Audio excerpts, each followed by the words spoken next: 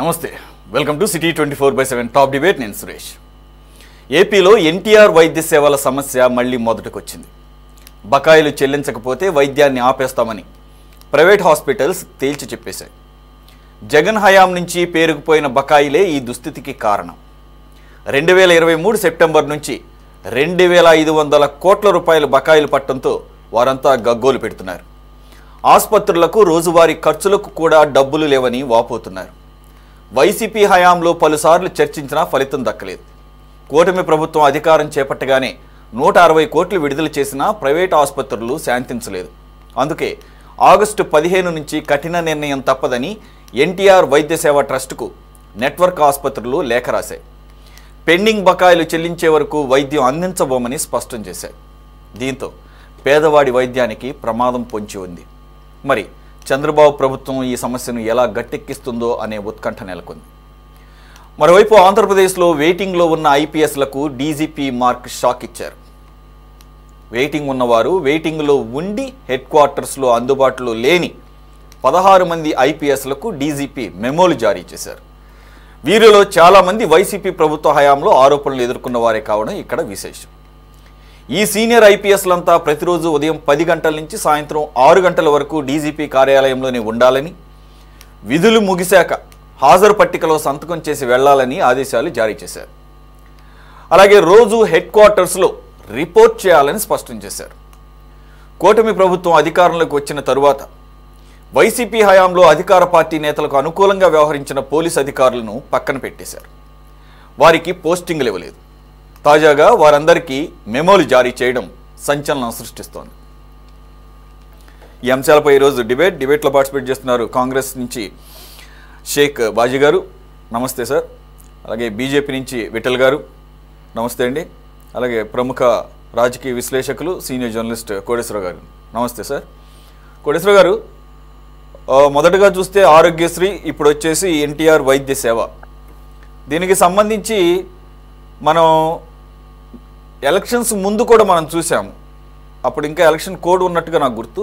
ఆ టైంలో కూడా ఒక డెడ్ లైన్ ఇచ్చి ఇక పరిధి దాటిపోయింది. అప్పటికి సంథింగ్ అరౌండ్ 1500 to 1800 మధ్యలో బకాయిలు. అప్పటికి వాళ్ళు చెప్తున్న మొదటి నుంచి కూడా లాస్ట్ ఇయర్ సెప్టెంబర్ నుంచి మాకు పేమెంట్స్ ఆగిపోయినాయి కాబట్టి చాలా వరకు ప్రయత్నం చేశాము, ప్రభుత్వానికి సహకరిద్దామనేది మా ఉద్దేశం. ఆ సేవలో మేము కూడా పాలు పంచుకుందామనేది అనే దాంట్లో భాగంగా సహకరించాము అప్పటి వరకు. ఇక మా వల్ల కాదని చెప్పేసి ఎలక్షన్స్ టైంలో వారు ఒక డెడ్ లైన్ పెడితే అప్పట్లో ఈరోజు దాన్ని కూడా మెన్షన్ చేయడం జరిగింది. ఏదైతే లెటరు సీఈఓకి, ఎన్టీఆర్ వైద్య సేవ సీఈఓకి పంపించిన దానిలో ఇవన్నీ మెన్షన్ చేయడం జరిగింది. ఏదైతే ఈ నెట్వర్క్ హాస్పిటల్స్ యొక్క లెటర్కి సంబంధించి దాంట్లో అప్పట్లో ఉన్నటువంటి సిఎస్ మాకు 500 కోట్ల రూపాయలు రిలీజ్ చేస్తాము, ఆపద్ధర్మ ప్రభుత్వం అర్థం చేసుకోండి అని చర్చలకు పిలిచి ఆఖరికి 500 కోట్లు కూడా ఎగ్గొట్టింది. మొత్తం పేమెంట్ల విషయంలో కూడా మేము పట్టుబట్టలేదు. సరే, ఇక ఎలక్షన్స్ టైం అని చెప్పేసి ఆపద్ధర్మ ప్రభుత్వం అంటున్నారు కదా, ఓటాన్ అకౌంట్ బడ్జెట్ ఉందని చెప్పేసి మేము అర్థం చేసుకున్నాము, మాలో మేము బాధపడ్డాము. కూటమి ప్రభుత్వం వచ్చిన తర్వాత అయినా సరే ఈ సమస్యను పరిష్కరిస్తుందని అనుకున్నాము. అఫ్కోర్స్ ఒక 160 కోట్ల వరకు వారు ఇచ్చారు. కానీ 2500 కోట్ల రూపాయలకు బకాయిలు చేరుకున్నప్పుడు మేము సూది దూది కూడా కొనడానికి లేనటువంటి పరిస్థితుల్లో హాస్పిటల్ మెయింటెనెన్స్ మా తలకు మించిన భారం, అప్పులు తెస్తున్నాము, వడ్డీలు తెచ్చుకుంటున్నాము, ఎక్కడ పడితే అక్కడ అప్పులు తీసుకొస్తున్నామని చెప్తున్నారు. ఇక మా వల్ల కాదని చెప్పేసి ఇచ్చినటువంటి డెడ్ లైన్కి ప్రభుత్వం ఈరోజు వరకు కూడా, కూటమి ప్రభుత్వం కూడా సరిగా స్పందించలేదు అని అంటూ ఇక రేపటి నుంచి సేవలు ఆపేస్తామంటే కాసేపటి క్రితమే ప్రభుత్వం నుంచి ఒక కదలిక వచ్చింది. వారికి 200 కోట్లు ఈరోజు ఇమీడియట్గా రిలీజ్ చేస్తాం, ఇంకొక 300 కోట్లు ఒక వారంలో అని చెప్పేసి అంటున్నారు. బట్ 500 కోట్లు వాళ్ళు ఏదైతే మినిమంగా డిమాండ్ చేస్తున్నారో అవి ఇమీడియట్గా రిలీజ్ చేస్తేనే అది కూడా చర్చలకు వస్తామంటున్నారు. సార్, ఇది ఇంతకుముందు కూడా చాలాసార్లు మనం చూసాము. లాస్ట్ మినిట్లో వైద్య సేవలు కాబట్టి రెండు వైపులా కూడా కాస్త సంయమనం పాటించారు, పునరుద్ధరించారు. కాబట్టి లాస్ట్ మినిట్లో మళ్ళీ ఒక సుహృద్భావ వాతావరణంలో డీల్ కుదిరే అవకాశం ఉందంటారా? ఇప్పుడు ఈ బకాయిల విషయం 2 తెలుగు రాష్ట్రాల్లో కూడా వివిధ సందర్భాల్లో చర్చనీయాంశంగాను వివాదంగాను మారడంతో పాటు మేము సేవలు ఆపేస్తామని చెప్పేసి 2 చోట్ల కూడా ఆ నెట్వర్క్ ఆసుపత్రుల వాళ్ళు అల్టిమేటాలు ఇవ్వడం, తర్వాత అంటే సాధ్యమైన మేరకు తెగేదాకా లాగి తెగకుండా కొంత మేరకు నిధులు ఇచ్చి వాళ్ళని సంతృప్తి పరచడం అనేటువంటిది రెండు తెలుగు రాష్ట్రాల్లోనూ గతంలో జరిగింది. మీరు చెప్పినట్టుగా ఇప్పుడు కూడా ఆంధ్రప్రదేశ్ లో ఏదో విధంగా చేస్తారు. కానీ ఇది పరిష్కారం అంటే పరిష్కారం కాదు. అందువలన ఎందుకు అంటే ఇది చాలా సున్నితమైనటువంటి అంశం. ఏ కారణంతో అయినా ఒక నెట్వర్క్ ఆసుపత్రులు అనేటువంటివి వైద్యాన్ని కనుక నిరాకరిస్తే ఎవరు ఒక్క ప్రాణం పోయినా లేదా మరొకటి ఏదన్నా జరిగినా కానీ అది ప్రభుత్వానికి చెడ్డ పేరు వస్తుంది. అందువలన మిగిలినటువంటి అంశాలు వాటిని వాయిదా వేస్తారా లేకపోతే ఏం చేస్తారనేటువంటి దానికి వచ్చేసరికి వైద్య ఆరోగ్య రంగంలో ఈ ప్రభుత్వ ఆసుపత్రులకైనా అదే వర్తిస్తుంది, ప్రైవేట్ ఆసుపత్రులకైనా అదే వర్తిస్తుంది. ఎందుకంటే వైద్య ఆరోగ్య రంగాన్ని ఒక అత్యవసర సేవగా పరిగణించి ప్రభుత్వాలు ఆ వైద్య ఆరోగ్య రంగంలో సమ్మెలను నిషేధించడం అనేటువంటిది మనకు తెలిసిందే. మరి అటువంటి కీలకమైనటువంటి వైద్య ఆరోగ్య రంగాన్ని ఈ విధంగా వందల కోట్లు వేల కోట్లు బకాయిలతోటి యజమానులను కానివ్వండి లేదా ప్రభుత్వ నిర్వహణలో ఉన్నటువంటి ఆసుపత్రులను కానివ్వండి ఏ విధంగా నిర్వహిస్తారనేటువంటి ప్రశ్న. అందువల్ల మినిమం అత్యవసర సేవలు అందించాల్సినటువంటి వైద్య రంగంలో ప్రభుత్వ ఆసుపత్రులకు అవసరమైన నిధులు, అదేవిధంగా ప్రభుత్వ ఆసుపత్రులకు అవసరమైనటువంటి ఔషధాలు వీటన్నింటినీ సరఫరా సకాలంలో కాదు తగినన్ని సరఫరా చేయడంతో పాటు అవసరమైనటువంటి వైద్య సహాయ సిబ్బందిని కూడా నియమించాల్సినటువంటి పరిస్థితి ఉంది. అనేక ఆసుపత్రుల్లో అటువంటి సిబ్బంది కొరత లేదా ఎక్విప్మెంట్ ఇవన్నీ కూడా ఉన్నాయనేటువంటిది మనకి తెలిసిందే. అందువలన రాష్ట్ర ప్రభుత్వం తక్షణమే ఆయా అసోసియేషన్ తోటి చర్చలు జరిపి దాన్ని పరిష్కరించుకోవాల్సినటువంటి అవసరం ఉందనేది ఈ సందర్భంగా నేను చెప్తాను. ఓకే, తెలుగుదేశం నుంచి అధికార ప్రతినిధి ఎస్పీ సాహిబ్ గారు జాయిన్ అయ్యారు. సాహిబ్ గారు నమస్తే అండి, welcome to the debate. Sir ఒకసారి మీ ఆడియో చెక్ చేయండి సార్. ఇప్పుడు ఓకే సార్, ఇప్పుడు ఓకే, థ్యాంక్ యూ. రైట్, కూటమి ప్రభుత్వం వచ్చి 2 నెలలు అవుతుంది, 60 రోజులు. మరి అన్ని విషయాల్లోనూ చాలా పాజిటివ్గాను ఉత్తేజభరితంగాను పథకాల అమలులో కూడా కాస్త ఫాస్ట్గా మూవ్ అవుతున్నటువంటి మీ ప్రభుత్వం అత్యంత కీలకమైనటువంటి అందులో పేరు కూడా మార్చినటువంటి ఆరోగ్యశ్రీని ఎన్టీఆర్ వైద్య సేవగా మార్చినప్పుడు పేరు మార్చితే సరిపోదు కదా, దానికి సంబంధించినటువంటి ఏదైతే రిక్వైర్మెంట్స్ ఉంటాయో. అఫ్కోర్స్ నేను మీకేం ఆపాదించడం లేదు.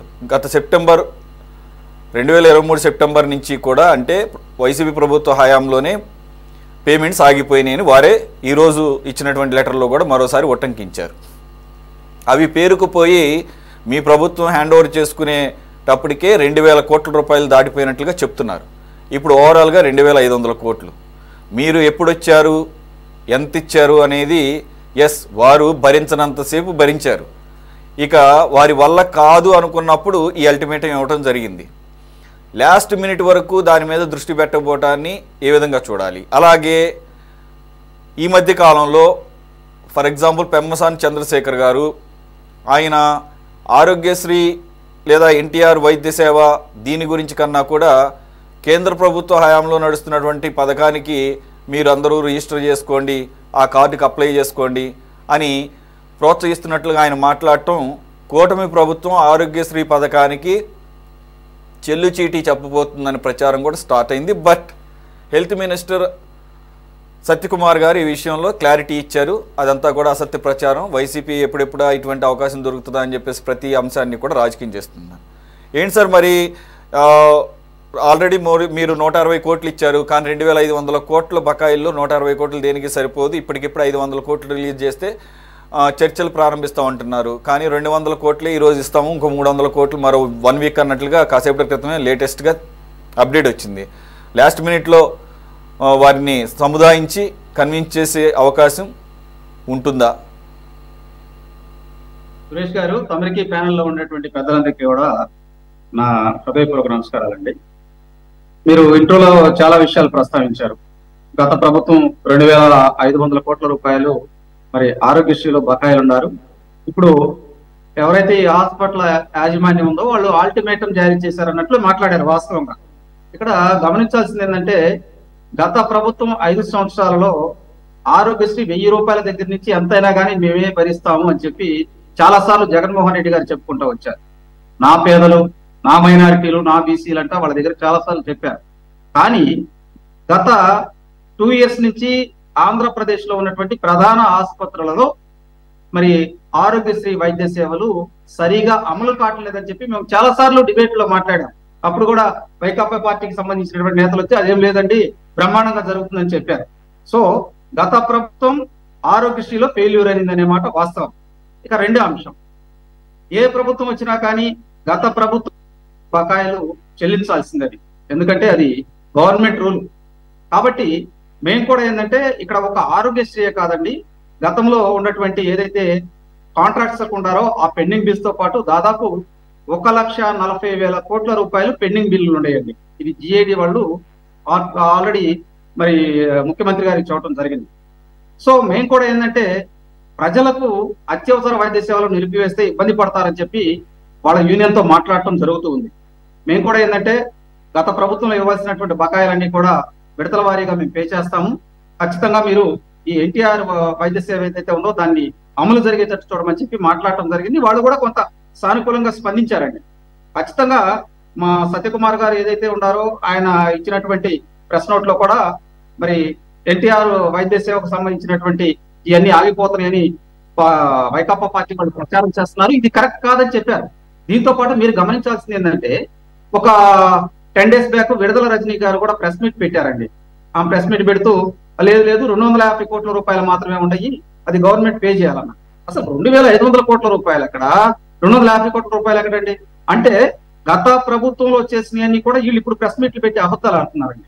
కాబట్టి ప్రభుత్వాలు మారినా కానీ ఏదైతే గత ప్రభుత్వంలో జరిగినటువంటి ఆ ఎంఓయూలు ఉంటాయో ఇటువంటి బిల్లులన్నీ కూడా పే చేయాల్సిన బాధ్యత ఇక్కడ గవర్నమెంట్ మీద ఉంటుంది. ఇక్కడ గమనించాల్సింది కూడా ఉంది సురేష్ గారు, ఒక పార్టీ అధికారంలోకి వచ్చిన తర్వాత దాన్ని ప్రభుత్వం అంటారు, కానీ వైకాపా పార్టీ అధికారంలోకి వచ్చిన తర్వాత ఏనాడు కూడా ఆ మాట వాడాల. మేము చాలాసార్లు చెప్పాం, ప్రజలకు సంబంధించినటువంటి పథకాల్లో కావచ్చు, ప్రజలకు సంబంధించినటువంటి ఈ సంక్షేమ పథకాల విషయంలో కావచ్చు, అదేవిధంగా కులాల వారీగా వచ్చే పథకాలు ఏవి కూడా అమలు కావట్లేదు. ఈ డబ్బులు ఏమవుతున్నాయి, దాదాపు 14 లక్షల కోట్ల రూపాయలు అప్పులు చేశారండి. మరి తీరా చూస్తే ఎవరికి బిల్లులు కట్టలా, ఏం చేయలా, ప్రాజెక్టు మొత్తం పెండింగ్ లో ఉన్నాయి, ఎడ్యుకేషన్ ప్రాజెక్టులు పెండింగ్ లో ఉన్నాయి. దీంతో పాటు మరి సెంట్రల్ గవర్నమెంట్ దగ్గర నుంచి వచ్చేటువంటి ఆరోగ్యశ్రీ నిధులంటే ఒక స్టేట్ గవర్నమెంటే కాదండి, సెంట్రల్ గవర్నమెంట్ దగ్గర నుంచి కూడా ఫండ్స్ వస్తాయి. అసలు ఈ ఫండ్స్ ఏం చేశారనేది $1 మిలియన్ క్వశ్చన్ అయిపోయింది అలా. ఎందుకంటే ఏదైతే మా కేంద్ర మంత్రి గారు మరి కేంద్రం ఇచ్చేటువంటి ఆరోగ్యశ్రీని తీసుకోండి అని ఎందుకు చదువుతున్నారంటే ఖచ్చితంగా దాంట్లో కొన్ని ఫెసిలిటీస్ ఉన్నాయి, దాంతో పాటు మీకు ఇక్కడ ఉన్నటువంటి పథకాలు కూడా అమలు అవుతాయండి. కాబట్టి అసలు ఒకనొక సమయం ఏంటంటే ఈ ఆంధ్రప్రదేశ్ గవర్నమెంట్, స్టేట్ గవర్నమెంట్ వీళ్ళందరూ మెర్జ్ అయిపోయి ఆరోగ్యశ్రీని మనమే దీన్ని ముందుకు తీసుకెళ్తే ఎలా ఉంటుంది అనేది కూడా ఆలోచించారు ఈ మధ్యకాలంలో. సో ఏది ఏమైనప్పటికీ కూడా ఆసుపత్రుల యాజమాన్యాలతో మేము మాట్లాడుతున్నాము. ఖచ్చితంగా సామాన్యుడికి ఎటువంటి ఇబ్బంది జరగదు. దీంతో పాటు ఇంకో కీలకమైనటువంటి విషయం మాట్లాడాలి. గత ప్రభుత్వంలో మీరు విశాఖపట్నంలో కావచ్చు, ఏలూరులో కావచ్చు, విజయవాడలో కావచ్చు, గుంటూరులో కావచ్చు, అనంతపురంలో కావచ్చు, నెల్లూరులో కావచ్చు, కడప కర్నూలులో కావచ్చు గవర్నమెంట్ హాస్పిటల్స్ ఉన్నాయండి. మేము గతంలో తెలుగుదేశం పార్టీ అధికారంలో ఉన్నప్పుడు ఏంటంటే పబ్లిక్ ప్రైవేట్ పార్ట్నర్షిప్ భాగంగా గవర్నమెంట్ తో కొన్ని కీలకమైన ఒప్పందాలు చేసుకున్నాం. ఫర్ ఎగ్జాంపుల్ గుంటూరు జనరల్ హాస్పిటల్లో ఓపెన్ హార్ట్ సర్జరీలు చేశాం. అప్పుడు సిమెన్స్ మిషన్ కానీ, కేతలాబ్లు కానీ, దాంతో పాటు జీ లాంటి పెద్ద కంపెనీలతో టైప్ చేసి ఎంఆర్ఐలు కూడా తీసుకొచ్చాం. కానీ వైకాపా ప్రభుత్వం అధికారంలోకి వచ్చిన తర్వాత అవన్నీ మూలన పడేశారండి. సిటీ స్కాన్లు, ఎంఆర్ఐలు, కేతలాబ్లు, దాదాపు ఒక గుంటూరు జనరల్ హాస్పిటల్లోనే 10 కోట్ల రూపాయలు ఎక్విప్మెంట్ పక్కన పడేశారు. దానివల్ల పేదలకు అందాల్సినటువంటి వైద్యం, మెరుగైన వైద్యం అందలేదండి. ఎందుకంటే ఎక్కువగా మీరు గవర్నమెంట్ హాస్పిటల్కి వచ్చేవాళ్ళు యాక్సిడెంట్లు కానీ లేదా పురుగు మందులు తాగిన వాళ్ళు కానీ పాము కాటు గురైన వాళ్ళు ఎక్కువ వస్తూ ఉంటారు. అటువంటి సందర్భాల్లో వాళ్ళకి వైద్యం అందక చాలా మంది చనిపోయారండి 2019 నుంచి 2024 మధ్య కాలంలో. మేము అవి కూడా ఇవన్నీ సెటరేట్ చేసుకుంటా వస్తున్నాం. ఇప్పుడు గుంటూరు జనరల్ హాస్పిటల్లో ఏ ఎక్విప్మెంట్స్ అసలు పనిచేస్తున్నాయి అని చెప్పి లిస్టు తీస్తే గత ప్రభుత్వంలో 3,75 లక్షల రూపాయలు పెట్టుకున్నటువంటి జీఈ మిషన్ ఈ రోజు ఎంఆర్ఐ మిషన్ పనిచేయట్లేదండి. దానికి టెక్నీషియన్ కూడా లేడు. అంటే ఉదాసీనత గమనించండి ఏ విధంగా ఉందో. మేము అటువంటి తప్పులు ఏమీ చేయకుండా ఇప్పుడు వచ్చినటువంటి కూటమి ప్రభుత్వం wantedly crores of rupees worth ఉన్నటువంటి ఆ ఎక్విప్మెంట్ పని చేయకుండా అలాగూ మరమ్మతులకు కూడా చేయకుండా అలా ఎందుకు వదిలేస్తారనుకుంటున్నారు? ఎవరు దానికి కారణమై ఉంటారు? అంటే ప్రభుత్వం డైరెక్ట్ గా ఇన్వాల్వ్ కాదు కదా, అక్కడ ఉన్నటువంటి వైద్యాధికారులు. గుత్తేదారులు కాదండి. ఇక్కడ ఏం చేశారంటే గతంలో పబ్లిక్ ప్రైవేట్ పార్ట్నర్షిప్ తో ఏదైతే ఈ జనరల్ హాస్పిటల్స్ ఉన్నాయో అక్కడ కొంత ఎవరైతే దాతలు ఉన్నారో వాళ్ళ దగ్గర నుంచి కొంత అమౌంట్ ఆ రోజు ఉన్నటువంటి తెలుగుదేశం పార్టీ గవర్నమెంట్ కూలింగ్ చేసుకొని ఆ ఎక్విప్మెంట్ తీసుకున్నారు. వాటికి ఏంటంటే వాళ్ళ టెక్నీషియన్స్ ని పెట్టారు. వాళ్ళ టెక్నీషియన్స్ కూడా గవర్నమెంటే జీతం పే చేసింది. దాంతో పాటు ఇక్కడ ఒక విధంగా చెప్పాలంటే ఎంఓయూలు ఉంటాయండి. దాన్ని ఏమంటారంటే ఈ ఎక్విప్మెంట్ 5 ఏళ్ల కాలంలో ఏ పని దీనికి రిపేర్ వచ్చినా కూడా ఆ కంపెనీ వాళ్ళు చేయాలి. దానికి ఒక equipment for example 3,75,00,000 MRI machine ఉంటే దానికి దాదాపు 10 లక్షలు కట్టాలి. దాన్ని సిఎంసి అంటారండి, ఒక కాంట్రాక్ట్ ని. ఆ సిఎంసీలన్నీ కూడా క్యాన్సిల్ చేయటం వల్ల మరి ఆ మిషన్ ఆపరేట్ చేసేవాడికి కూడా అర్థం కానటువంటి పరిస్థితి. మీరు మెడికల్ ఎక్విప్మెంట్ ఆపరేట్ చేయాలంటే అక్కడ ఉండేటువంటి డాక్టర్స్ తో పాటు టెక్నీషియన్ ఉండాలి. టెక్నీషియన్ తో పాటు అక్కడ ఉన్నటువంటి ఎవరైతే మీకు తెలిసే ఉండేది రేడియాలజిస్టులు ఉంటారండి, వాళ్ళని భర్తీ చేసుకోవటంలో కూడా ఉదాసీనత చేయటం వల్లే ఈ నష్టం జరిగింది. నేను ఎందుకంటానంటే గవర్నమెంట్ హాస్పిటల్కి నేను వాళ్ళు వెళ్తానండి. సహజంగా మీకు గమనించండి, మనకి రోడ్లు బాగోపోవటం వల్ల చాలా మంది ప్రమాదాల వల్ల తలకు దెబ్బ తగిలింది. ఫస్ట్ తలకు దెబ్బ తగిలిందంటే సిటీ స్కాన్ కానీ ఎంఆర్ఐ కానీ చేయాలండి, కానీ అవి అందుబాటులో లేవు. దానివల్ల పేదలకు ఎక్కడ ఆరోగ్యం అందిందండి? మీరు గతంలో కూడా చూడండి, 1 సంవత్సర కాలం నుంచి మరి ఏదైతే ప్రైవేట్ హాస్పిటల్లో ఆందోళన చేశారు, మేము అసలు లేదండి ఆరోగ్యశ్రీ అమలు కావడానికి ఏం లేదు, మాకు చాలా పెండింగ్లు బకాయి ఉన్నాయని. కానీ అప్పుడు ముఖ్యమంత్రి గారు స్పందించాల, మేము ఇస్తామని జరిపి పెట్టుకుంటూ వచ్చారు. ఏది ఏమైనా కానీ ప్రజలకు అందాల్సినటువంటి సేవలు మాత్రం ఆ రోజు ఉన్నటువంటి ప్రభుత్వం ఫెయిల్యూర్ అయింది. మేము అటువంటి విషయాన్ని మేము అబ్జర్వ్ చేసామండి. కాబట్టే ఈ రోజు ముఖ్యమంత్రి గారు కావచ్చు, అదేవిధంగా మా మినిస్టర్ గారు ఎవరైతే ఈ మెడికల్ కి సంబంధించినటువంటి అంశాలు ఇవన్నీ తీసుకొని వాళ్ళతో మాట్లాడటం జరుగుతుంది. సురేష్ గారు, ఇక్కడ ప్రజలకు ఎటువంటి ఇబ్బంది జరగదండి. ప్రజలకు ఏదైతే ఎన్టీఆర్ వైద్య సేవ ఉందో అది ఖచ్చితంగా అమలు జరిగింది.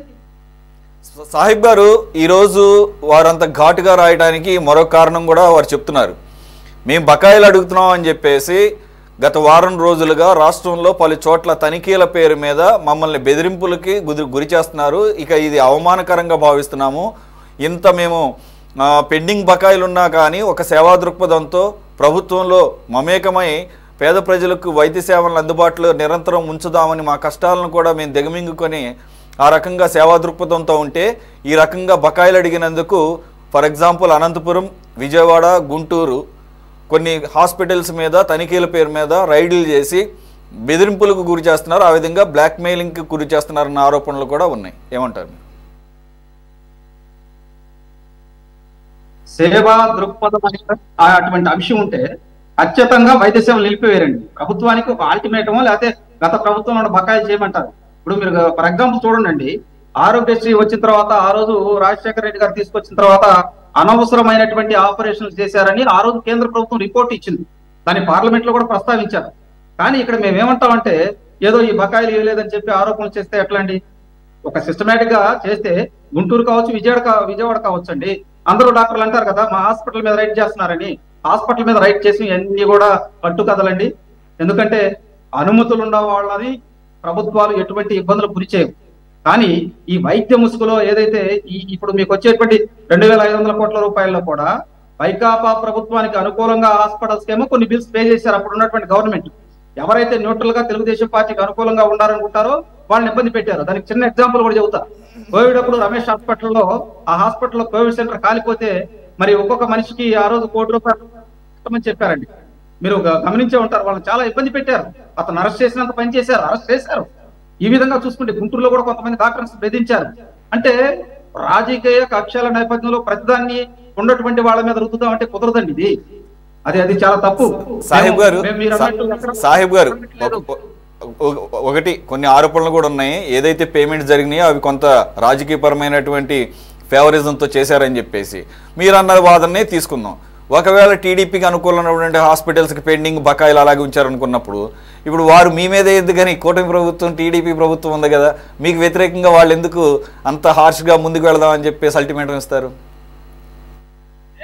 ఇక్కడ కొన్ని అంశాలు కూడా తీసుకోవాలండి. గత ప్రభుత్వంలో ఏదైతే పెండింగ్ బిల్లులు ఉన్నాయో మేము ఒక దాదాపు 20 days బ్యాక్ కూడా నారా చంద్రబాబు నాయుడు గారు హాస్పిటల్ మేనేజ్మెంట్ వాళ్ళతో మాట్లాడారు. వీళ్ళకి ఒక యూనియన్ ఉంటుందండి ఆరోగ్యశ్రీ ట్రస్ట్కి సంబంధించి. ఆ యూనియన్ వాళ్ళతో కూడా మాట్లాడి సిఎస్ ని పిలిపించుకొని అసలు బకాయిలు ఎంత ఉన్నాయి మీరు గమనించాల్సినటువంటి అంశం ఇది. గత వాళ్ళు ప్రెస్ మీట్లు పెట్టేయమని చెప్పారు, 250 కోట్లే ఉండేయండి, 250 కోట్లే ఉండేయండి బకాయిలు అని చెప్పుకొచ్చారు. కానీ తీరా ఈ రోజు 2,500 కోట్ల రూపాయలు బకాయిలు ఉంది. మేము వాళ్ళతో మనందరికీ గుర్తుంది, సురేష్ గారు ఎలక్షన్ కోడ్ అమల్లో ఉన్నప్పుడు కూడా ఆరోగ్యశ్రీ సేవల ఆపివేయబోతున్నాం అని చెప్పేసి ఒక అల్టిమేటం అప్పుడు ఉన్నటువంటి వైసీపీ ప్రభుత్వానికి ఇవ్వడంతో అప్పుడున్నటువంటి ప్రభుత్వ సిఎస్ జవహర్ రెడ్డి గారు చర్చలకు పిలిచి అప్పటికే 1,500 నుంచి 1,600 కోట్ల రూపాయలు బకాయి ఉంది. మేము న్యూస్లో ఉన్నాం కాబట్టి మేము కూడా చదివింది గుర్తుంది నాకు. అంతేగాని 250 కోట్లు అనేది లేదు, 1,500 పైనే ఉంది అప్పటికే. కాబట్టి దానికి న్యూస్ లో చదివి ఉండొచ్చు, వైకాపా పార్టీ నాయకులు 250 కోట్లు చాలా సార్లు అన్నారు. మొన్న విడుదల రజనీ గారు కూడా ఒక్క నేను చదవటమో ఒక్క ఛానల్ చదవచ్చు ఇది ప్రసారం చేయడం కాదు సార్. ఓకే సార్, అది మేబీ వాళ్ళు రాజకీయ పరంగా అని చెప్తే చెప్పండొచ్చు. ఫ్యాక్ట్ ఏంటంటే ఇదే అసోసియేషను, ఇది ఆంధ్రప్రదేశ్ స్పెషాలిటీ హాస్పిటల్స్ అసోసియేషన్ ఉంది కదా ఆంధ్రప్రదేశ్ అనేది, ఆశా అనేది, వాళ్ళు కూడా అప్పుడు సేమ్ సిఈఓకి అప్పుడు ఉన్నటువంటి ఆరోగ్యశ్రీ ట్రస్ట్ సిఈఓకి ఇలాగే అల్టిమేటం ఇది చాలా సందర్భాల్లో చూసాం. వారు కూడా విసిగిపోయి ఒకటి ఇస్తారు, దాన్ని ఏమంటారు చివరి వరకు లాక్కుండా కొంత వసూలు చేసుకుంటాం అనేది గతం నుంచి చూస్తున్నాం. ఇదేం కొత్తగా ఈరోజు జరిగింది ఏం కాదు. అప్పుడు వాళ్ళు 800 కోట్లు మినిమంగా ఇవ్వాలి అని చెప్పేసి డిమాండ్ పెడితే చివరికి 200 కోట్లకి ఏదో తెగ్గొట్టారని అప్పుడు ఏది కరెక్ట్గా ఎలక్షన్ కోడ్ ఉన్నప్పుడు అప్పట్లో ఉన్న జవహర్ రెడ్డి గారు ఇది ఆపద్ధర్మ ప్రభుత్వం, ఎలక్షన్స్ టైము, మీరు కాస్త సహకరించండి, అలాగే ఓటాన్ అకౌంట్ బడ్జెట్లో ఉన్నాము అని చెప్పేసి 500 కోట్లు మళ్ళీ రిలీజ్ చేస్తామని చెప్పేసి దాన్ని కూడా తొంగలో తొక్కారని ఈరోజు రిలీజ్ చేసిన లెటర్లో మెన్షన్ చేయడం జరిగింది. మీకు అడ్రస్ చేస్తూ అదే సీఈఓకి అడ్రస్ చేస్తూ రాసిన లెటర్లో గత ప్రభుత్వం మోసం చేసింది, 500 కోట్ల రూపాయలు ఇస్తామని చెప్పేసి చర్చలకు పిలిచి మేమేమో సేవల్ని రీఇన్స్టేట్ చేస్తే ఆ విషయంలో ఇవ్వకపోవడం వలన మేమే ఇక ఎలక్షన్స్ టైం కాబట్టి బాధను దిగమింగుకొని కూటమి ప్రభుత్వంలో వస్తాయని ఆశించాము, 160 కోట్లే ఇచ్చారు, జూలై 31వ తారీఖు మేము అల్టిమేటం ఇచ్చాము, ఇప్పటి వరకు స్పందన లేదు, అందుకనే మా గత్యంతరం లేని పరిస్థితుల్లో రేపటి నుంచి మేము బంద్కు స్ట్రైక్ చేయబోతున్నాం, అది సేవలు నిలుపుదల చేయబోతున్నాం అని చెప్పేసి చెప్పడం జరిగింది. నేనేమంటున్నానంటే అప్పట్లోనే 1,500 పైచిలకు కోట్లు కాబట్టి 4 నెలలు గడిచింది కాబట్టి యాడ్ అవుతాయి 2,500 కోట్లు. సరే ఎంత ఏదైనా కానీ ఈరోజు వాళ్ళు డిమాండ్ చేస్తున్న దానికి ఎంతో కొంత వాళ్ళకి పేమెంట్ జరిగి సేవలు త్వరగా పునరుద్ధరించాలని కోరుకుంటున్నాం. వస్తాను సార్ మళ్ళీ మీ దగ్గరికి. సురేష్ గారు ఒక మాట చెప్పి నేను కంక్లూడ్ చేసేస్తాను. ఇప్పుడు ఆరోగ్యశ్రీ అనేది రాష్ట్ర కేంద్ర ప్రభుత్వ సహాయ సహకారంతో నడిచేదండి. గత 5 సంవత్సరాల కాలంలో దాదాపు ఒక సంవత్సరానికి 750 కోట్లు మరి కేంద్రం నుంచి సహాయం వస్తుంది. అసలు ఆ డబ్బులు ఏమైపోయినాయో ఎవరికి తెలియనటువంటి పరిస్థితి. ఇటు డైవర్ట్ చేయటం వల్లే కదా ఈ గొడవలు. ఎప్పుడప్పుడు పెండింగ్ బకాయిలు ఉంటే ఆ బకాయిలు తీర్చేస్తే సరిపోయేది, కానీ ఏం చేయకపోవడం వల్ల ఈ పేరుకుపోయినాయి. ఇక్కడ కాగ్ రిపోర్ట్స్ అడుగుతారండి, కాగ్ రిపోర్ట్స్ ఎక్కడ ఇలా గత ప్రభుత్వం 5 ఏళ్ల కాలంలో చూడండి, ఫస్ట్ 2 years ఇచ్చారు, తర్వాత కేంద్ర ప్రభుత్వం నుంచి వచ్చేటువంటి నిధులు ఏమైపోయినాయో తెలియలా. కాబట్టి ఈ పెండింగ్ బకాయిలు పేరుకుపోయినాయండి. ఇప్పుడైనా కానీ ఈ ప్రభుత్వం క్లియర్ చేయాలి, ఖచ్చితంగా మేము క్లియర్ చేస్తాం, చేయమంటలేదు కదా. రైట్, బాజీ గారు మీ అబ్జర్వేషన్ ఏంటి సార్? ఒకటి, గత ప్రభుత్వ హయాంలో ఉన్న బకాయిలు ఈ ఒక్క వైద్య సేవల్లోనే కాదు, మనం నిన్న కూడా మాట్లాడుకున్నట్టు గుర్తు, రైతులకి ధాన్యం సేకరించి రబీ సీజన్లో వాళ్ళకి ఇప్పటి వరకు పేమెంట్ జరగకపోతే ఏది గత ప్రభుత్వ హయాంలో ఈ ప్రభుత్వం అధికారంలోకి రాగానే కూటమి ప్రభుత్వం 1000 కోట్లు ముందుగాను, అలాగే 2 రోజుల క్రితం 670 పైచిలకు కోట్లు రిలీజ్ చేసింది 2 తడవలుగా రైతులకు. అలాగే ఒక ప్రామిస్ కూడా చేశారు, ధాన్యం సేకరించిన 48 గంటల్లోనే మీకు పేమెంట్ జరగబోతే ఖరీఫ్ సీజన్లో అని చెప్పేసి.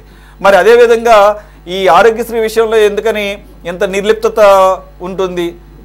చాలా వరకు అన్ని విషయాల్లోనూ పాజిటివ్గాను అలాగే ముందు చూపుతో వెళుతున్నటువంటి కూటమి ప్రభుత్వం ఈ ఆరోగ్యశ్రీ విషయంలో ఇలా ఉండడానికి కారణం ఏంటి? దీని అనుకోవాలా ఏదన్నా మతలబు ఉందా? ముందుగా మీకు ప్యానల్ పెద్దలందరికీ కూడా నమస్కారాలండి.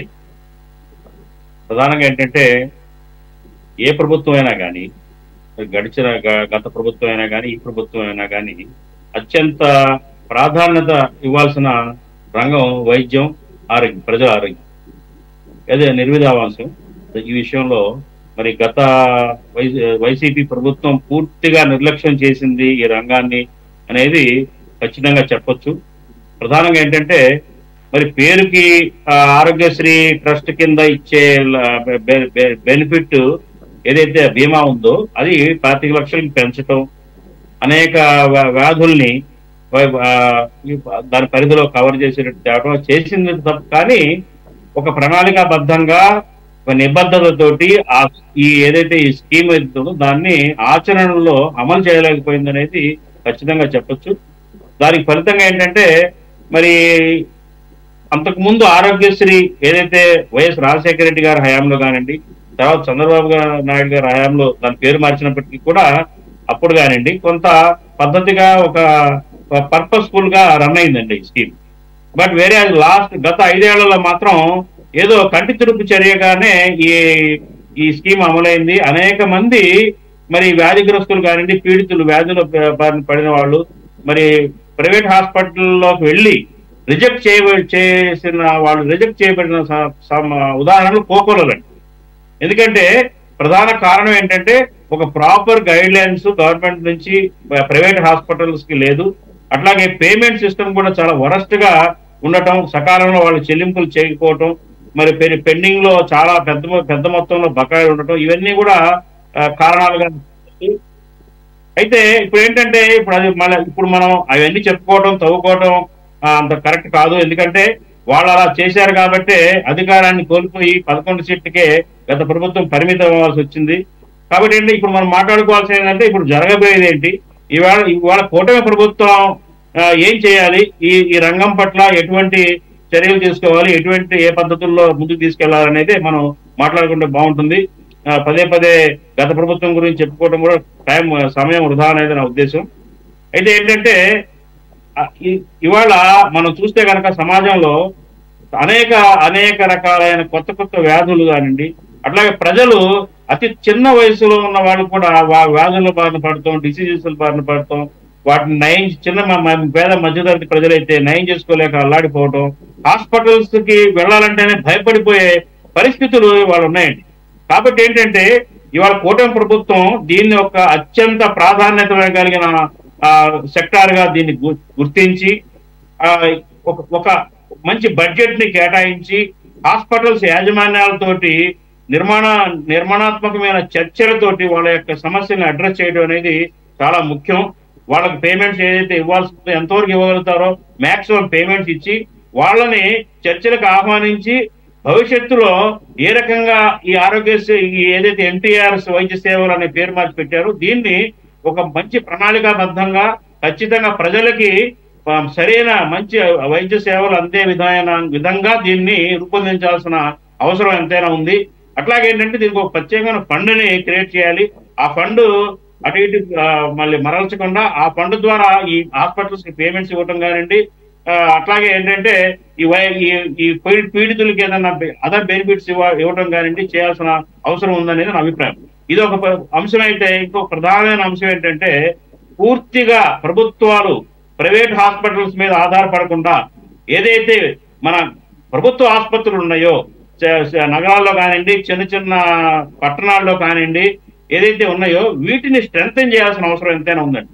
అక్కడ మెరుగైన వైద్య సేవలు, మంచి డాక్టర్స్, ఎక్విప్మెంట్ అన్ని సమకూర్చి దాన్ని ఒక స్ట్రీమ్ లైన్ లో తీసుకొచ్చి ప్రభుత్వ రంగంలో ఉన్న వైద్యశాలల్ని స్ట్రీమ్ లైన్ లో తీసుకొచ్చి ప్రజలకి గవర్నమెంట్ హాస్పిటల్స్ లోకి వెళ్తే ప్రైవేట్ హాస్పిటల్ కి దీటుగా వైద్య సేవలు అందుతాయి అని చెప్పేసి ఒక నమ్మకాన్ని క్రియేట్ చేయాల్సిన అవసరం ఎంతైనా ఉంది. అది కూటమి ప్రభుత్వం యొక్క ప్రధాన బాధ్యతగా నేను భావిస్తా ఉన్నాను. అప్పుడు ఏమవుతుందంటే ప్రజలు ప్రైవేట్ హాస్పిటల్ దగ్గరికి వెళ్ళే అవసరం ఉండదండి, ప్రభుత్వ ఆసుపత్రులకే వెళ్తారు.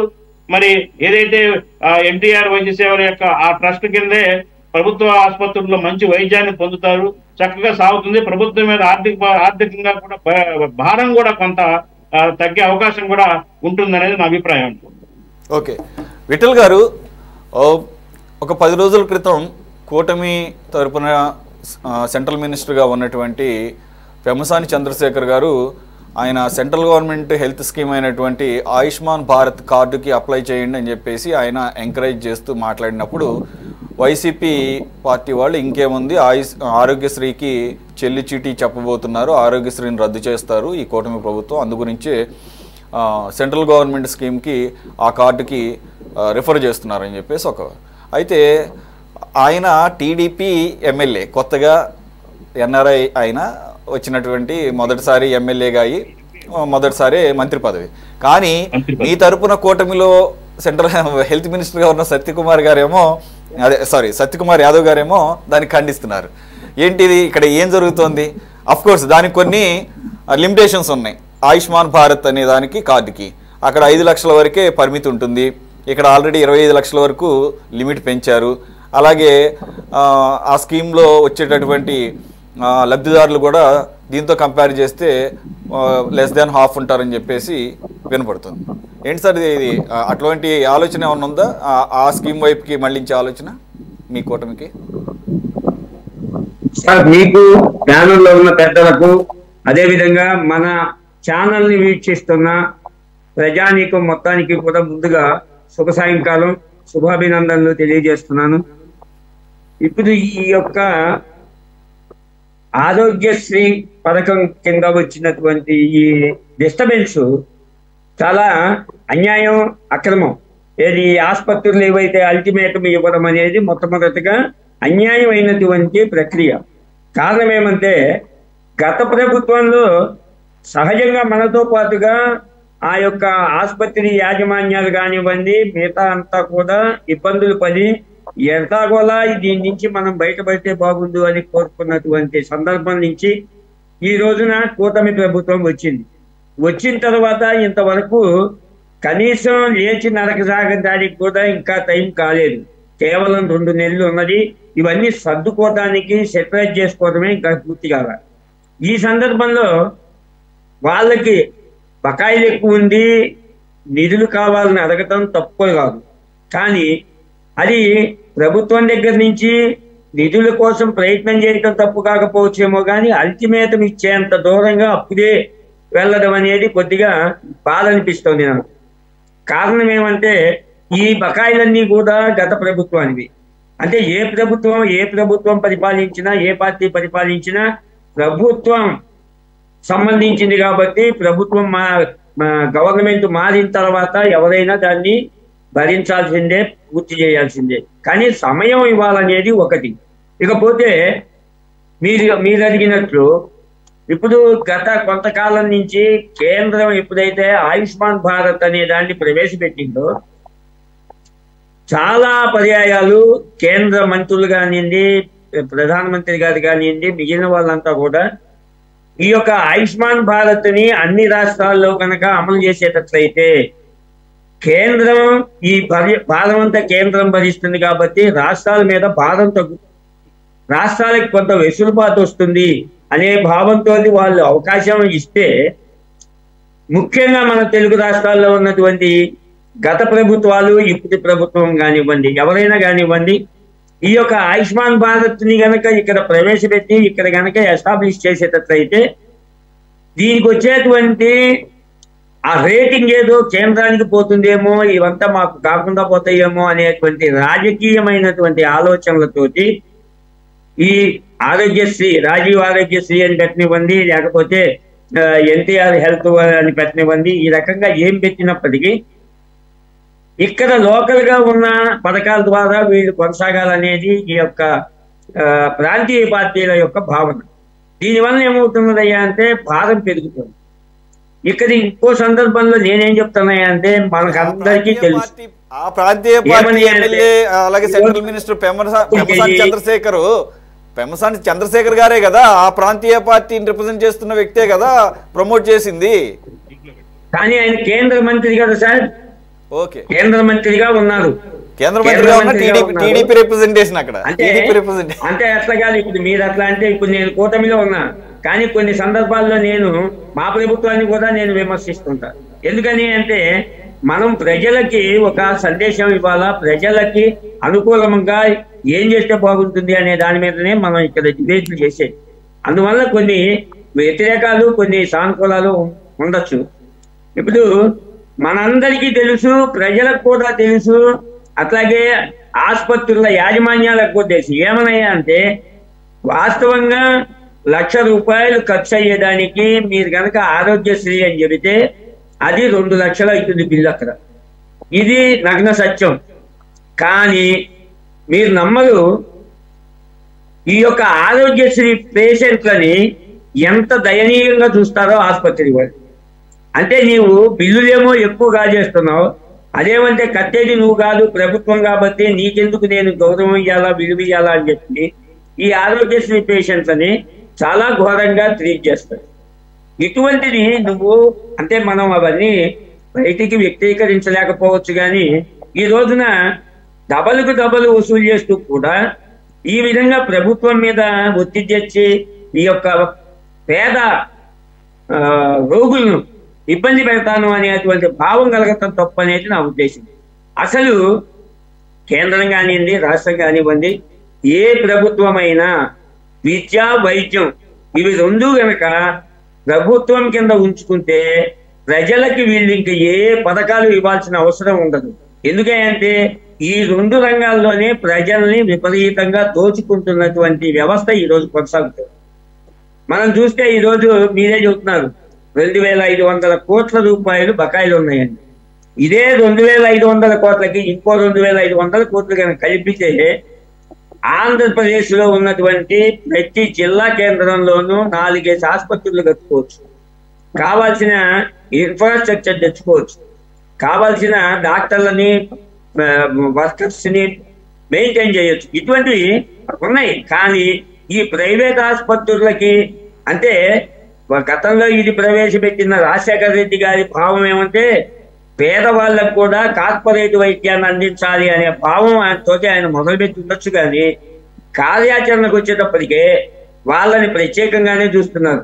మీరు ఏ ఆసుపత్రికి వెళ్ళినా ఆరోగ్యశ్రీకి ఇచ్చేటువంటి వాటిలే సపరేట్ గా ఉంటాయి, వాటి ట్రీట్మెంటే సపరేట్ గా ఉంటుంది. అసలు ఎందుకు సార్ ఈ బాధ మనకి? ప్రభుత్వమే ఈ యొక్క వైద్య రంగాన్ని ప్రభుత్వమే తీసుకొని ఈ ఆరోగ్యశ్రీ ఇవి కాకుండా ప్రభుత్వ ఆసుపత్రుల్ని కనుక అభివృద్ధి చేసినట్టయితే నిరుద్యోగ సమస్య తీరుతుంది. అదేవిధంగా ప్రభుత్వ పరంగా వచ్చేటువంటి సమస్తమైన పథకాలు కూడా సద్వినియోగం అవడానికి అవకాశం ఉంటుంది అనేది నా భావం. అంటే మీరు అనొచ్చు మీ కేంద్రం కూడా ఆయుష్మాన్ భారత్ అని ప్రవేశపెట్టి ఇస్తుంది కదండి అని. కేంద్రం వేరు, రాష్ట్రం వేరు. ఎందుకంటే ఫీల్డ్ మీద కింది స్థాయిలో ఉండేటువంటి వ్యవస్థ రాష్ట్రాల చేతిలో ఉంటుంది. మొత్తం కలిపి కంట్రోల్ చేసే వ్యవస్థ ఏమో కేంద్రం చేతుల్లో ఉంటుంది కాబట్టి, అంటే ఆర్గనైజింగ్ రాష్ట్రాల చేతుల్లో ఉంటుంది కాబట్టి ఈ బాధలు తట్టుకోవాలంటే అంటే ప్రజల్ని పీల్చి పిప్పి చేస్తున్నారు ఈ యొక్క ఆసుపత్రి యాజమాన్యం, అటువైపు ప్రభుత్వాన్ని పీల్చి పిప్పి చేస్తున్నారు, బెదిరిస్తున్నారు. పైగా సవ్యమైనటువంటి వైద్యం అందట్లా.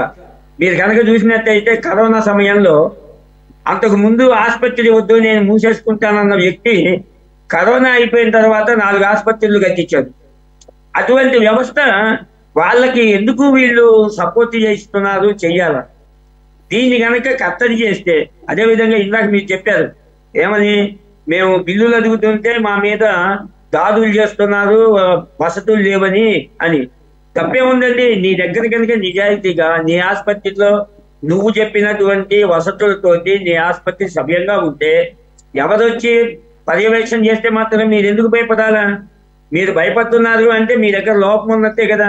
మీరు ఆ లోపాలు ఉంచుకొని ప్రజల్ని ప్రభుత్వాలని ఇబ్బంది పెడుతూ పైగా డిమాండ్ చేస్తూ కోటాను కోట్లు సంపాదిస్తూ ఈ రోజున నేను ఇందాక చెప్పినట్టు విద్య వైద్యం ఇవి 2 ప్రజల్ని పీల్చి పిప్పి చేస్తున్నాయి అనడానికి మాత్రం ఎటువంటి సందేహం లేదండి. రాబోయే కాలంలో అయినా ప్రభుత్వాలు ఈ యొక్క 2 రంగాలను ప్రభుత్వమే నిర్వహించే అవకాశం కనుక వస్తే ఆ భగవంతుడు మనకున్నటువంటి వెంకటేశ్వర స్వామికి 100 నమస్కారాలు పెట్టుకోవచ్చు.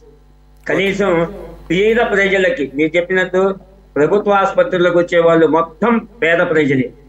ఈ పేద ప్రజలకి వైద్యం అందించలేనటువంటి వ్యవస్థ అసలు మనకి ప్రభుత్వాలు ఎందుకు అనిపిస్తుంది ఒక్కొక్కసారి.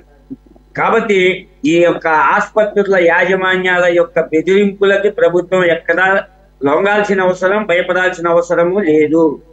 అదేవిధంగా సంతోషకరమైన వార్త ఏంటంటే వాళ్ళకి ఇవ్వాల్సిన దాంతో సుమారుగా 160 కోట్లు ఏదో ఆల్రెడీ ఇవాళ విడుదల చేశారనేది చూస్తున్నాం. కాబట్టి అంశాల వారీగా 160 కోట్లు గతంలోనే రిలీజ్ చేశారు సార్. ఇప్పుడు ఫ్రెష్ గా ఒక 200 కోట్లు ఇప్పుడు ఇస్తామంటున్నారు. కాకపోతే వాళ్ళు 500 కోట్లు ఇస్తేనే మనం చర్చలు కూర్చుందాం అంటున్నారు. ఓకే సార్ విఠల్ గారు. అదే నేను అనేది, దానికి ప్రభుత్వం నుంచి గనక కఠినంగా వ్యవహరించడం మొదలు పెడితే వాళ్ళే దానికి వస్తారు సార్. కారణం ఏంటంటే ఇప్పటిదాకా మనం చెప్పుకున్నట్లు అక్కడ ఉన్న వ్యవస్థలో ఎక్కడ అది కూడా కరెక్ట్ కాదేమో. తెగేదాకా లాగితే రేపు గనక నిజంగా ఆరోగ్యశ్రీ సేవలు ఈవెన్ ఒక 2 రోజుల పాటు, 1 రోజు పాటు ఆగినా కూడా అది కూటమికి ఒక అపప్రదలాగానే ఉంటుంది, ఒక మచ్చలాగానే ఉంటుంది, విమర్శలకే దారితీస్తుంది అది. ఎందుకంటే ఆరోగ్యశ్రీ అనేది ఎవరు కూడా దాంట్లో ఎన్ని లోపాలు ఎన్ని లోటుపాట్లు ఉన్నా కానీ దాన్ని ఎప్పుడు కూడా దాన్ని నెగిటివ్ గా చూసే పరిస్థితి అయితే ఏ ప్రభుత్వానికి లేదు సార్. దీనికన్నా కూడా ఇంకొక ప్రపోజల్ ఏంటి అంటే, ఇప్పుడు ప్రభుత్వము ఇన్సూరెన్స్ కంపెనీల ద్వారా ప్రజలకి సాధారణమైన ఇన్సూరెన్స్ ని ప్రవేశపెట్టి, ఇన్సూరెన్స్ ద్వారా గనక ఆ యొక్క పేమెంట్లు వచ్చే అవకాశాన్ని గనక డెవలప్ చేస్తే ఈ యొక్క గాలి కొంత తగ్గచ్చు అనేది కూడా నా యొక్క సూచన.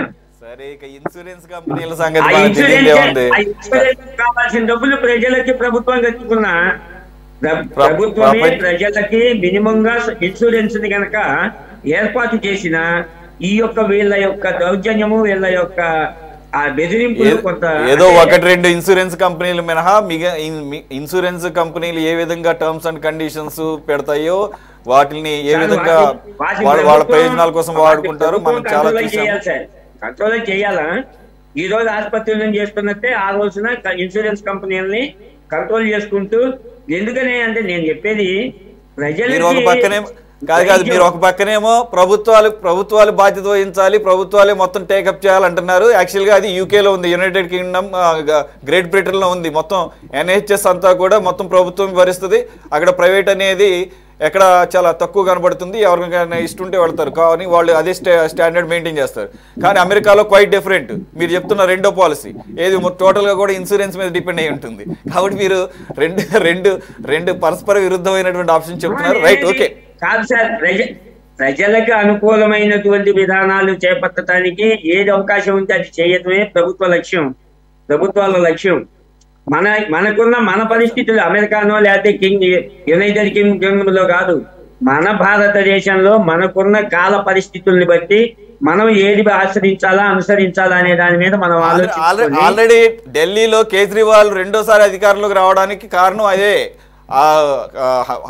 హెల్త్ ఎడ్యుకేషన్, ఆ హెల్త్ అండ్ ఎడ్యుకేషన్ ని చాలా సీరియస్ గా తీసుకొని సక్సెస్ఫుల్ గా ఇంప్లిమెంట్ చేయడం మూలంగానే ఆయన ఆల్రెడీ మన దేశంలో ఉన్నదే కాన్సెప్ట్, దాన్ని కూడా ఆదర్శంగా తీసుకోవచ్చు, కేంద్రమే తీసుకోవాలనుకుంటే. కాబట్టి అరవింద్ కేజ్రీవాల్ చెప్పింది కేంద్రం ఎందుకు ఇంటది కాబట్టి సరే, ఓకే, వద్దాం. కోటేశ్వర గారు ఒక్కసారి అంశం మీద టచ్ చేయండి. మనం నెక్స్ట్ బ్రీఫ్ గా ఈ IPS మీద చర్చిద్దాం. ఇప్పుడు ఏదైతే నెట్వర్క్ హాస్పిటల్స్ కఠినంగా మేము ఈ నిర్ణయం తీసుకోవడానికి మరో కారణం అని చెప్తున్నారు, మేము ఏదైతే బకాయిలు చెల్లించాలని అనగానే గత వారం రోజులుగా రాష్ట్రంలో కొన్ని ప్రాంతాల్లో ప్రైవేట్ హాస్పిటల్స్ మీద తనిఖీల పేరుతో దాడులు చేసి బెదిరింపులకు గురి చేస్తున్నారు అనే ఆరోపణలో ఎంతవరకు జెన్యూనిటీ ఉండే అవకాశం ఉంది సార్? ఒకసారి ఆడియో చూసి మ్యూట్లో ఉంది సార్. కార్పొరేట్ ఆసుపత్రులన్నీ సక్రమంగా పనిచేస్తున్నాయి, వాళ్ళు ఏమీ అవకతవకలకు పాల్పట్టలేదు అని ఎవరు కార్పొరేట్ ఆసుపత్రికి సిఫార్సులు లేదా మన సర్టిఫికెట్లు ఇవ్వాల్సినటువంటి అవసరం లేదు. వాళ్ళు చేసే అక్రమాలు వాళ్ళు చేస్తున్నారు. ఇక్కడ సమస్య ఏంటంటే ఆరోగ్యశ్రీ మీద ఉన్నటువంటి మొదటి నుంచి ఉన్నటువంటి విమర్శ కార్పొరేట్ సెక్టర్ ని ప్రోత్సహించడానికే దీన్ని ప్రవేశపెట్టారు. అధికారంలో ఎవరున్నా దాన్ని కంటిన్యూ చేస్తున్నారు. దాని బదులు దశల వారీగా అయినా ప్రభుత్వ రంగంలో ఉన్నటువంటి ఆసుపత్రులకి నిధులు కేటాయించి లేదా సిబ్బందిని ఇవన్నీ కనుక పెట్టి ప్రత్యామ్నాయంగా చేసేట్లయితే ఆ పరిస్థితి ఉండదు. కానీ విద్యారంగంలోను వైద్య రంగంలోను ప్రైవేటు వాళ్ళ మీద ఉన్నటువంటి ప్రేమ లేకపోతే వాటి మీద ఉన్నటువంటి అనురాగం ఎవరు అధికారంలో ఉన్నా, తెలుగుదేశం అధికారంలో ఉన్నా, వైసీపీ అధికారంలో ఉన్నా, కాంగ్రెస్ అధికారంలో ఉన్నా, BRS అధికారంలో ఉన్నా, ఎవరున్నా వాళ్ళకే చేస్తున్నారు. వాళ్ళతో కుమ్మక్కు కూడా అవుతున్నారు. వ్యక్తులుగా కాదు, కుమ్మక్కు కూడా అవుతున్నారు. అందుకని ఇప్పుడు ఉదాహరణకి చర్చలో వచ్చింది, కేంద్ర ప్రభుత్వము ఏటా ఇస్తున్నటువంటి ఆరోగ్య నిధులను కూడా దారి మళ్లించారు. ఎవరు అడ్డుకున్నారు కేంద్ర ప్రభుత్వాన్ని? ఎందుకు దారి మళ్లిస్తున్నారని 5 ఏళ్ల నుంచి ఎందుకు అడగలేకపోయింది కేంద్ర ప్రభుత్వం? ఇప్పుడు గుండెలు బాదుకుంటే ప్రయోజనం ఏముంది? ఒక ఆరోగ్యం ఏంటి, అన్ని శాఖల్లో కూడా ఆ విధంగా చేశారంటున్నారు కదా. మరి ఏం చెప్తారు విఠల్ చెప్తారు, ఎందుకు కేంద్ర ప్రభుత్వం ఆ విధంగా చూసి చూడనట్టు వ్యవహరించింది అనేటువంటి ప్రశ్నకు వచ్చేసరికి ఆయన దగ్గర కూడా సమాధానం ఉండదు, చెప్పుకోలేదు, తెలిసినా కానీ చెప్పుకోలేదు. అందువల్ల ఆయుష్మాన్ భారత్ అయినా ఆరోగ్యశ్రీ అయినా కానీ ప్రభుత్వ ఆసుపత్రులను నిర్లక్ష్యం చేసేటువంటి ధోరణితోటి ప్రైవేట్ రంగానికి అప్పగించేటువంటి ఒక ధోరణి తప్ప మరొకటి కాదు. దాని నుంచి వెనక్కిపోయి ప్రభుత్వ ఆసుపత్రులకి తగినటువంటి నిధులు కేటాయిస్తేనే పరిష్కారం అవుతుంది. అంతేగాని వాళ్ళని బెదిరించో లేకపోతే ఇంకోటో చేసినందువల్ల వచ్చేది ఏమి ఉండదు. ఎందుకంటే ప్రత్యామ్నాయ వైద్యం లేదా సౌకర్యాలు లేకుండా వాళ్ళని బెదిరిస్తే ఏమవుతుంది, ఆసుపత్రులు వాళ్ళు మేము ఈ స్కీమ్ ఎత్తేసుకుంటాము, ఈ బెదిరింపులు మాకెందుకని చెప్పేసి అంటారు. ఏం చేస్తున్నప్పుడు గవర్నమెంట్ ఏం చేస్తుంది? అందుకని ఈ సిచ్యువేషన్ ని ఎట్లా పరిష్కరించుకుంటారు ఏమిటనేటువంటి ప్రభుత్వం అవన్నీ చూసుకోవాలి. బకాయిలు ఇవాళ కాకపోతే రేపు కాకపోతే ఎల్లుండైనా దశల వారీగా ఇవ్వాల్సినవే. లేదు మీరు ఎక్కడ వాళ్ళకి పాల్పడ్డారు, మీరు ఇదిగో ఈ బిల్లు తప్పు, ఇది తప్పు అని చెప్పేసి అంటారు, విచారణ తప్పండి, తప్పే ఉంది. అందువల్ల అది బెదిరింపులతోటి వాళ్లే దారికి వస్తారు అని చెప్పేసి అనుకుంటే మాత్రం అది మరొక కొత్త సమస్యకి దారి తీస్తుంది అనేది నేను చివరిగా చెప్పదలుచుకున్నాను.